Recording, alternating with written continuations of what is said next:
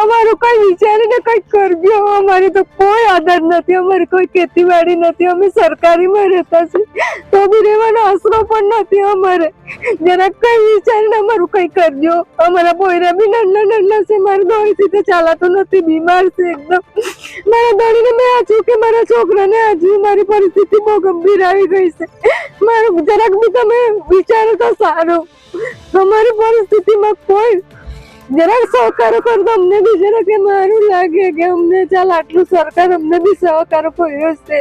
અમારે રહેવું કા, અમારા ઢોરને કા બાંધવું, અમારા છોકરાને કા ઊંઘાડવું, કા રાંધી ખાવાનું અનાજ પણ અમારે બધું વેરછેડ થઈ ગયું છે.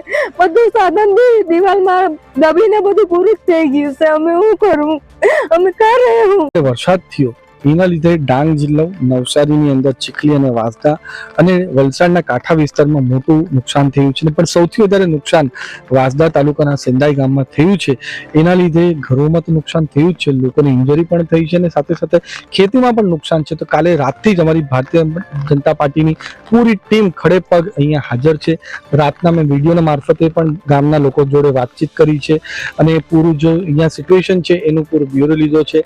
રાતના જ અમે કલેક્ટર, એસપી અને પ્રાંત સાથે સંકલન કરીને રાહતની સામગ્રી જલ્દીથી જલ્દી પહોંચે એની પૂરું અમે આયોજન કર્યું. અને સવારથી સર્વેની કામગીરી ચાલે છે. ઘરોનું પણ સર્વે થઈ રહ્યું છે, ખેતીનું પણ સર્વે થઈ રહ્યું છે, જેનાથી સામની દિવાળી છે એમાં કોઈ જાતનું એમને નુકસાન ના પહોંચે એના માટે અમે ગુજરાતના મુખ્યમંત્રી ભૂપેન્દ્ર પટેલ સાહેબ સાથે જ અમારા નાણામંત્રી કનુભાઈ સાથે અમારા કૃષિમંત્રી રાઘવજીભાઈ પટેલ સાથે સંકલન કર્યું છે.